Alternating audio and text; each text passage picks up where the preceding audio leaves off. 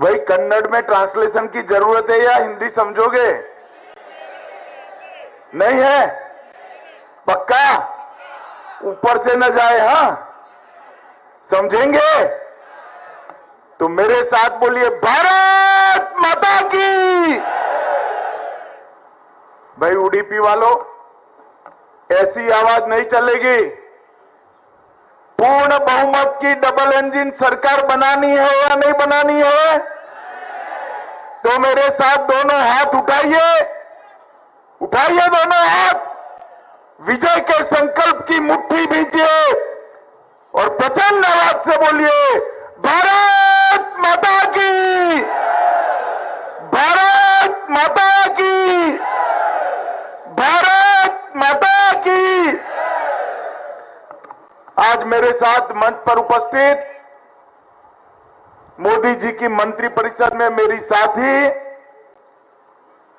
और केंद्रीय मंत्री बहन शोभा जी, श्री कोटा श्रीनिवास पुजारी जी, कर्नाटक सरकार के मंत्री जी, कुइलाडी सुरेश नायक जी, जिला अध्यक्ष उडुपी श्रीमती नयना गणेश जी, प्रदेश उपाध्यक्ष श्री हल्दी श्रीनिवास शेट्टी जी, विधायक कुंदापुरा श्री विजेंद्र गुप्ता जी, दिल्ली के विधायक महोदय विजेंद्र जी आगे आओ, भाई ताली बजाओ विजेंद्र जी से के लिए सभी लोग, श्री रघुपति भट्ट जी, उडुपी के विधायक महोदय, श्री लालजी आर मेंडन विधायक कापू, श्री उदय कुमार शेट्टी जी, विभाग प्रभारी मैंगलोर, श्री प्रमोद माधवराज जी, श्री कुथियार नवीन शेट्टी जी, श्री मनोहर एस कलमाड़ी जी, श्री यशपाल ए सुवर्णा जी, श्री सुरेश शेट्टी जी, हमारे विधान परिषद के सदस्य भाई प्रताप सिन्हा जी, प्रताप जी आगे आइए आप, श्री प्रताप सिन्हा जी, और आज कापू में इस महान भूमि पर आए हुए प्यारे भाइयों बहनों माताओं और मेरे जिगर के टुकड़े जैसे युवा मित्रों, आप सभी को नमस्कार। सबसे पहले मैं उडुपी की भूमि पर आया हूं। उडुपी श्री कृष्ण मंदिर, कोल्लूर मुकाम्बिका मंदिर और श्री लक्ष्मी जनार्दन मंदिर को प्रणाम कर मेरी बात की शुरुआत करना चाहता हूं। ये देवों की भूमि पर आना मेरे लिए सौभाग्य की बात है। ये भूमि भगवान परशुराम की सृष्टि है। इस भूमि को हमेशा पूरे भारत में सम्मान के साथ देखा जाता है। संत माधवाचार्य द्वारा स्थापित उडुपी का श्री कृष्ण मठ और उनके अष्ट मठों को भी मैं प्रणाम कर मेरी बात की शुरुआत करना चाहता हूं। आज जब मैं यहां आया हूं तब श्री नारायण गुरु को हृदय से प्रणाम कर मेरी बात की शुरुआत करना चाहता हूं। श्री नारायण गुरु ने समग्र दक्षिण भारत में सामाजिक न्याय के पथ पर चलने वाले करोड़ों युवाओं के लिए वो प्रकाश स्तंभ रहे। और एक समय में जब पढ़ाई लिखाई शिक्षा एक विशिष्ट वर्ग के लिए विशिष्ट वर्ग का अधिकार माना जाता था, श्री नारायण गुरु ने समग्र पिछड़े समाज के अंदर पढ़ाई लिखाई और धर्म का प्रचार कर धर्म की बहुत बड़ी सेवा करने का काम श्री नारायण गुरु ने किया है। हमारे वरिष्ठ नेता बीएस आचार्य जी, जिन्होंने इस पूरे क्षेत्र के लिए, इसके विकास के लिए पूरा जीवन काम करा, मैं बीएस आचार्य जी को भी नमन करना चाहता हूं। आज मैं जब यहां आया हूं तब पीएफआई ने हमारे युवा नेता प्रवीण नेट्टारू की हत्या कर दी थी। मैं प्रवीण नेट्टारू की जान तो वापिस नहीं ला सकता। नृशंस हत्यारों ने प्रवीण नेट्टारू की हत्या की थी, पर जिस संगठन ने की थी वो संगठन पर मोदी सरकार ने पीएफआई पर बैन लगाकर आज पूरे कर्नाटक से पीएफआई के 92 एक्टिविस्टों को चुन चुन कर जेल की सलाखों के पीछे भेजने का काम ये भारतीय जनता पार्टी ने किया है। कांग्रेस पार्टी ने हमेशा वोट बैंक की राजनीति के कारण पीएफआई को ताकत देने का काम किया। जब उनकी सरकार आई, पीएफआई पर बने मुकदमों को वीक करने का काम सिद्धरामैया की कांग्रेस सरकार ने किया। यही फर्क है उडुपी वालों, भारतीय जनता पार्टी और Congress party. Congress party vote bank के लिए देश की सुरक्षा को ताक पर रख सकती है। Bharatiya Janata party vote bank की राजनीति में नहीं मानती। हम किसी से नहीं डरते हैं। हमने पीएफआई पर बैन लगाकर दक्षिण भारत को सुरक्षित करने का काम किया। और मित्रों, ये चुनाव जो हमारे प्रत्याशियों को एमएलए बनाने का चुनाव, हमारे प्रत्याशियों को एमएलए बनाने का चुनाव नहीं है, मंत्री बनाने का चुनाव नहीं है।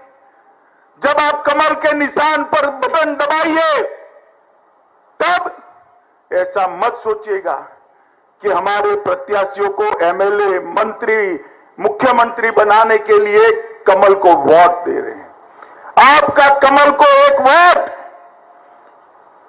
कर्नाटक के भविष्य को सुनिश्चित करने वाला वोट है, कर्नाटक को सुरक्षित करने वाला वोट है। दक्षिण कर्नाटक को अगर कोई सुरक्षित कर सकता है तो केवल और केवल भारतीय जनता पार्टी कर सकती है और कोई नहीं कर सकता है। माताओं, भाइयों, बहनों, एक और मोदी जी के नेतृत्व में डबल इंजन सरकार है, तो दूसरी ओर राहुल बाबा के नेतृत्व में एक रिवर्स गियर सरकार है। Reverse gear.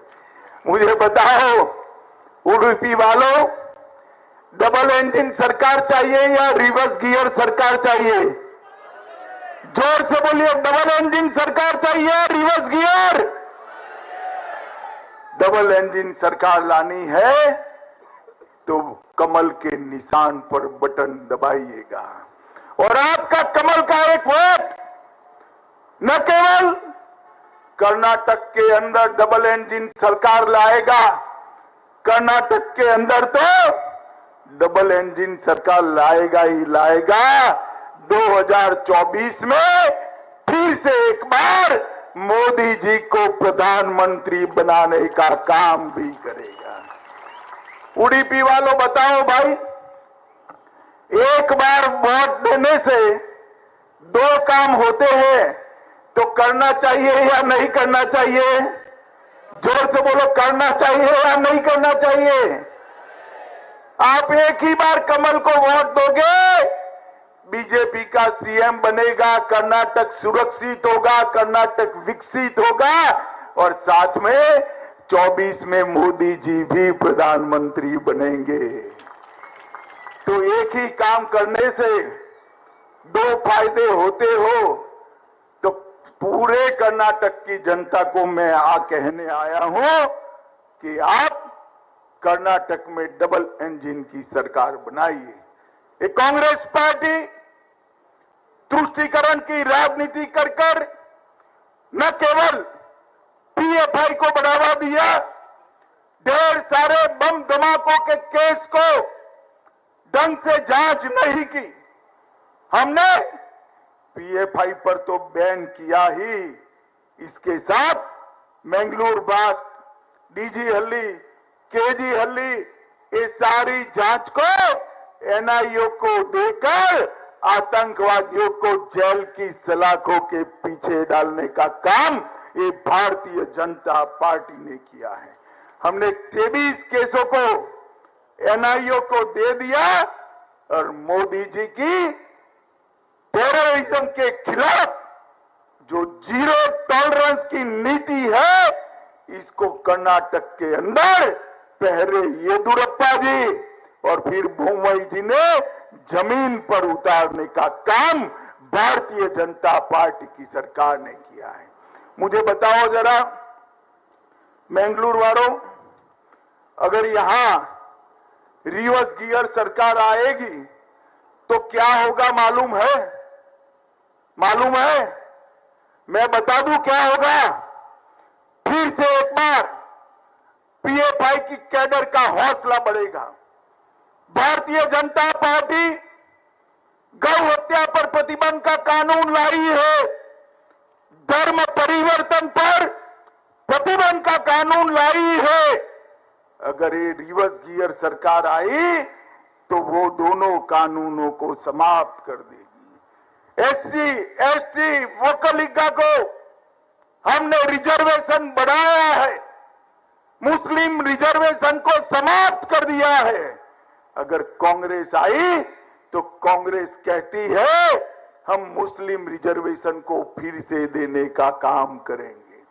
मित्रों, मैं आज कांग्रेस के सारे नेताओं को कहकर जाना चाहता हूं, इस श्री कृष्ण मठ की भूमि पर कहकर जाना चाहता हूं, हमारे संविधान में बाबा साहेब आंबेडकर ने जो संविधान बनाया उसके अंदर धर्म के आधार पर रिजर्वेशन की कोई जगह नहीं। धर्म के आधार पर आरक्षण रिजर्वेशन नहीं दिया जाता। इसलिए भारतीय जनता पार्टी ने 4% मुस्लिम रिजर्वेशन को समाप्त कर दिया है और हमने एससी का बढ़ाया, ओबीसी का बढ़ाया, वोकलिका का बढ़ाया, लिंगायत का बढ़ाया। अब ये कहते हैं हम आएंगे तो मुस्लिम रिजर्वेशन फिर से लाएंगे। मुझे डीके शिव कुमार जी एक बात बताए कि मुस्लिम रिजर्वेशन लाने की तो आप बात कर रहे हो, मगर किसका कम करोगे भाई? जरा ये तो बताओ, कर्नाटक की जनता को एससी का कम करोगे, एसटी का कम करोगे, वोकलिका का कम करोगे, किसका कम कर मुस्लिम रिजर्वेशन दोगे? मैं आज स्पष्ट कहकर जाता हूं, ना आपकी सरकार बनने वाली है, ना हम मुस्लिम रिजर्वेशन वापिस लाने वाले हैं। यहां पर भारतीय जनता पार्टी की सरकार बनेगी और मुस्लिम रिजर्वेशन को हम आने नहीं देंगे। ये भारतीय जनता पार्टी का संकल्प है। मित्रों, अभी उनका एकमात्र लक्ष्य है कर्नाटक में सरकार बनाना। राहुल जी और प्रियंका जी दोनों भाई बहन कर्नाटक में चुनावी पर्यटन कर रहे हैं, इलेक्ट्रोल टूरिज्म पर आए हुए हैं। उनको है कि एक बार यहां सरकार बन जाए और हम कर्नाटक को फिर से दिल्ली का एटीएम बना दें। ये रिवर्स गियर सरकार आएगी तो कर्नाटक को फिर से एटीएम बनाएगी। मित्रों, मैं कर्नाटक की जनता को कहने आया हूं, कर्नाटक का विकास, कर्नाटक की सुरक्षा और कर्नाटक के अंदर अच्छा इंफ्रास्ट्रक्चर अगर कोई दे सकता है तो केवल और केवल नरेंद्र मोदी जी के नेतृत्व में भारतीय जनता पार्टी की सरकार दे सकती है। माताओं, भाइयों, बहनों, मोदी जी ने समग्र विश्व में भारत का सम्मान बढ़ाया है। आज दुनिया में कहीं पर भी मोदी जी जाते हैं, दुनिया का कोई भी देश हो, जहां जहां जाते हैं हजारों की संख्या में लोग मोदी मोदी मोदी मोदी के नारे लगाकर मोदी जी का स्वागत करते हैं। मोदी जी ने दुनिया में भारत का सम्मान बढ़ाया है। मोदी जी ने भारत को समृद्ध बनाया है। मोदी जी ने भारत को सुरक्षित बनाया है। मोदी जी ने नई शिक्षा नीति लाकर हमारी एजुकेशन सिस्टम को बदलने की नींव डाली है। पूरी दुनिया में भारत को सम्मान दिलाने वाले मोदी जी को एक कांग्रेस पार्टी के अध्यक्ष कहते हैं, मोदी जी विषैले नाग जैसे हैं। मुझे बताओ उडुपी वालों, मोदी जी को इस प्रकार के शब्द करना ये ठीक है क्या? जरा जोर से बोलो, जोर से बोलिएगा। मोदी जी के लिए विषैले नाग का शब्द प्रयोग करना चाहिए क्या? जोर से बोलिए, करना चाहिए? अरे कांग्रेस वालों, जरा पीछे मुड़कर देखो। सोनिया जी ने मोदी जी के लिए कहा था मौत का सौदागर। प्रियंका जी ने कहा था निचली जाति के व्यक्ति। बीके हरिप्रसाद ने भी गाली बोली, राहुल बाबा ने भी बोली। जब जब आपने मोदी जी को गाली दी है, भारतीय जनता पार्टी हमारा कमल और मजबूत होकर खिल कर आया है। मैं कर्नाटक की जनता को कहने आया हूं, मोदी जी के लिए जिस प्रकार की भाषा का प्रयोग हो रहा है, हमें इस प्रकार की भाषा नहीं करनी है। हमें मोदी जी के समर्थन में कमल पर वोट देकर अपनी ताकत और अपना जवाब दिखाना है। माताओं, भाइयों, बहनों, अभी कांग्रेस पार्टी गारंटी कार्ड दे रही। गारंटी कार्ड गुजरात में भी दिया था, सुपड़ा साफ हो गया। गारंटी कार्ड आसाम में भी दिया था, सुपड़ा साफ हो गया। गारंटी कार्ड त्रिपुरा में भी दिया था, सुपड़ा साफ हो गया। गारंटी कार्ड मणिपुर में भी दिया था, सुपड़ा साफ हो गया। गारंटी कार्ड उत्तर प्रदेश में भी दिया था। कांग्रेस दूरबीन लेकर नहीं मिली, एक ही सीट आई, सिर्फ एक ही सीट आई। अरे कांग्रेस वालों, जिनकी खुद की कोई गारंटी नहीं है, उसके गारंटी कार्ड का मूल्य क्या है? कर्नाटक की जनता आपके गारंटी कार्ड को नहीं मानती। मैं कर्नाटक की जनता को कहना चाहता हूं, कांग्रेस की सरकार का मतलब है ऑल टाइम हाई करप्शन की गारंटी। कर्नाटक की कांग्रेस सरकार का मतलब है एपीसमेंट की गारंटी, पीएफआई को समर्थन की गारंटी। कर्नाटक कांग्रेस का मतलब है परिवारवाद की गारंटी। और मित्रों, कर्नाटक की कांग्रेस सरकार का मतलब है फिर से कर्नाटक को असुरक्षित बनाने की गारंटी। और इसके सामने डबल इंजन सरकार मोदी जी की अगर बनाएंगे तो विकास, शांति, समृद्धि और सुरक्षा की गारंटी आज मैं उडुपी की भूमि पर आज मैं देकर जाता हूं।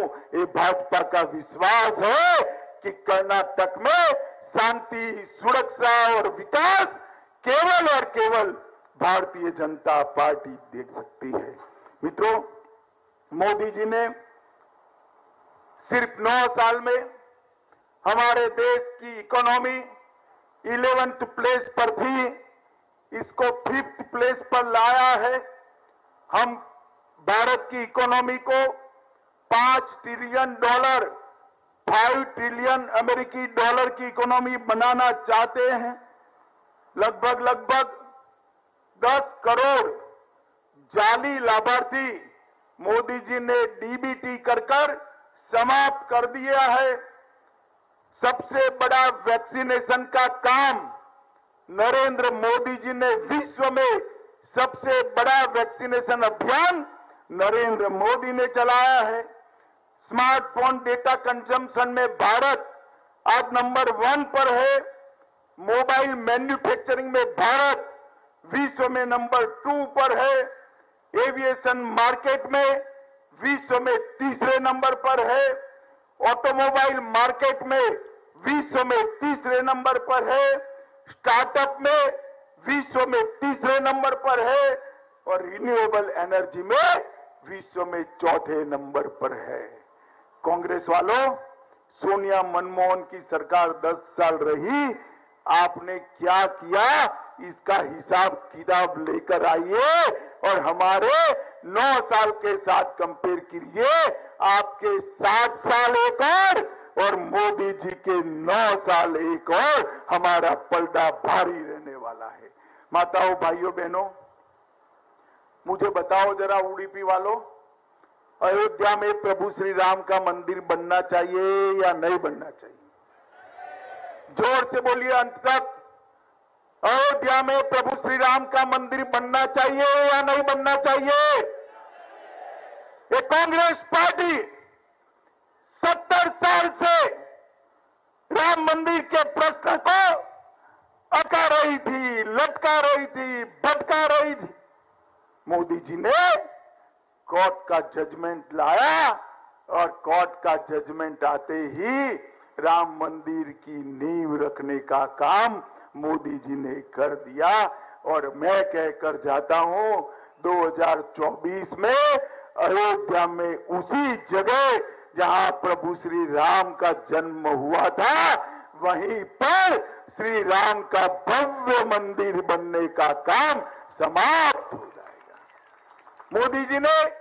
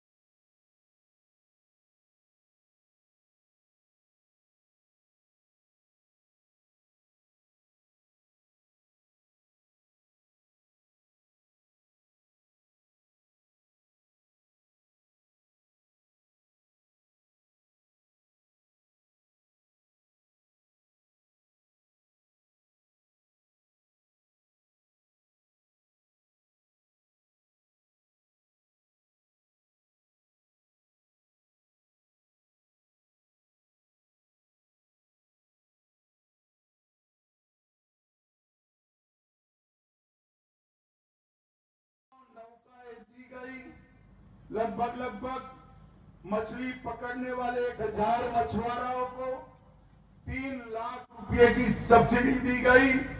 कोरोना के दरमियान 19,000 मछुआरों को मुआवजे के रूप में बड़ी राशि दी गई। 1530 करोड़ की स्वामी श्री विश्वेश सिद्धांत स्वामी जी की स्मृति में स्मृति वन की भाजपा ने आधारशिला रखी और कई सारे सांस्कृतिक उत्थान के काम भारतीय बनाई। और सुपारी बाहर से आ रही थी तो सुपारी के इंपोर्ट पर कस्टम ड्यूटी लगाकर कर्नाटक के किसानों को सुपारी के दाम मिले, इसको सुनिश्चित करने का काम नरेंद्र मोदी जी ने किया। विभिन्न राजमार्ग की परियोजनाओं में, नेशनल हाईवे में उडुपी में 3000 करोड़ का शिलान्यास मोदी जी ने किया। उडुपी जिला अस्पताल का अपग्रेडेशन किया और कर्नाटक को 5 साल में 2,26,418 करोड़ रुपया दिया। 2,26,418 करोड़ रुपीस कर्नाटक को दिया। मैं पूछना चाहता हूं सिद्धरामैया जी को, जब आपकी सरकार कर्नाटक के किसानों को सुपारी के दाम मिले, इसको सुनिश्चित करने का काम नरेंद्र मोदी जी ने किया। विभिन्न राजमार्ग की परियोजनाओं में, नेशनल हाईवे में उडुपी में 3000 करोड़ का शिलान्यास मोदी जी ने किया। उडुपी जिला अस्पताल का अपग्रेडेशन किया और कर्नाटक को 5 साल में 2,26,418 करोड़ रुपया दिया। 2,26,418 करोड़ रुपीस कर्नाटक को दिया। मैं पूछना चाहता हूं सिद्धरामैया जी को, जब आपकी सरकार थी, सोनिया मनमोहन की सरकार थी, आपने सिर्फ 99,000 करोड़ दिए थे, मोदी जी ने 99,000 से बढ़ाकर 2,26,400 और 18 करोड़ रुपया देने का काम नरेंद्र मोदी जी ने किया है। आप कर्नाटक को सुरक्षित नहीं कर सकते, कर्नाटक का विकास नहीं कर सकते, कर्नाटक को ग्रांट नहीं दे सकते, और आपको कर्नाटक में सरकार बनानी है। कर्नाटक की जनता आपको क्यों वोट दे? ये कोस्टल कर्नाटका भारतीय जनता पार्टी का गढ़ हो, गढ़। मैं आज यहां कहकर जाता हूं, रात में बेंगलुरु भी हूं। मैं आज कोस्टल कर्नाटका के मतदाताओं को विनती करने जाता हूं, गढ़ होने से कुछ नहीं होना। इस बार कोस्टल कर्नाटक में एक भी सीट कांग्रेस पार्टी को न मिले, ऐसा प्रचंड समर्थन भारतीय जनता पार्टी का करिए। और मित्रों, तभी जाकर पूर्ण बहुमत की सरकार बनती है। ये जेडीएस को वोट का मतलब मालूम है ना? लास्ट टाइम कर्नाटक की जनता ने जेडीएस को 35 सीटें दी। काउंटिंग के दिन ही देवगौड़ा जी और कुमार स्वामी जी कांग्रेस की गोदी में बैठ गए और पूरा वोट कांग्रेस के चरणों में डाल दिया। जेडीएस को वोट का मतलब है कांग्रेस पार्टी को वोट। जेडीएस कांग्रेस की बी टीम है। आप सभी लोगों को मैं विनती करने आया हूं, अगर कांग्रेस नहीं चाहिए तो जेडीएस को वोट देने से नहीं चलेगा। कांग्रेस नहीं चाहिए तो वोट सीधा नरेंद्र मोदी जी को कमल के निशान को दीजिएगा। हम पूर्ण बहुमत की सरकार बनाने जा रहे हैं। माताओं, भाइयों, बहनों, सभी कैंडिडेट जरा आगे आ जाओ। तो दोनों, हमारे दोनों कैंडिडेट आपके आशीर्वाद के लिए जरा जोर से ताली बजाकर आशीर्वाद दीजिए उनको। जोर से ताली बजाइए इनके लिए। मुझे बताइए, हमारे सभी कैंडिडेट को प्रचंड बहुमत से जिताओगे क्या? हाथ ऊपर कर कर बोलो, जिताओगे? कमल के निशान पर बटन दबाओगे? पूर्ण बहुमत की भाजपा सरकार बनाओगे? 24 में फिर से मोदी जी को प्रधानमंत्री बनाओगे? तो मेरे साथ दोनों हाथ उठाइए, विजय के संकल्प की मुट्ठी बींचे और प्रचंड आवाज से बोलिए, भारत माता की, भारत माता की, भारत माता की, वंदे वंदे वंदे। आप सभी का बहुत बहुत धन्यवाद। नमस्कार। सर को दे देना।